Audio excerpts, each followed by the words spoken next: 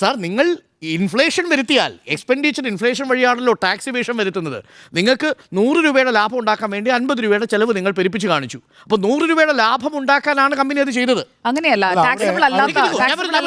ഞാൻ പറയുന്നത് ആ ആർഗ്യുമെന്റ് തന്നെ itself is logically counter productive. അതല്ല ഇവിടെ അന്വേഷിക്കുന്നത്. നിലവിൽ 447 എന്ന് പറയുന്ന ഒരു സെക്ഷൻ ഉണ്ട് കമ്പനി നിയമത്തിന്റെ. 2013 കമ്പനി നിയമത്തിന്റെ വിവിധ വകുപ്പുകൾ അനുസരിച്ചുള്ള അന്വേഷണങ്ങളെല്ലാം 206 വകുപ്പ് പ്രകാരമുള്ള അന്വേഷണമാണ് ആദ്യഘട്ടത്തിൽ നടന്നത്. 206 പ്രകാരമുള്ള അന്വേഷണം എന്ന് പറയുന്നത് രേഖകൾ വിളിച്ചു വരുത്തുകയാണ്. ആര് വിളിച്ചു വരുത്തുന്നു? Registrar of companies. 2 registrar of companies ആണ് ഈ കേസിൽ പ്രാഥമിക അന്വേഷണം നടത്തിയത്. ഒന്ന് ബാംഗ്ലൂരിലുള്ള രജിസ്ട്രാർ ഓഫ് കമ്പനീസ്. ആ രജിസ്ട്രാർ ഓഫ് കമ്പനി ഏതന്വേഷണം നടത്തി? എക്സാലോജിക്കിന്റെ രേഖകൾ ആവശ്യപ്പെട്ടു.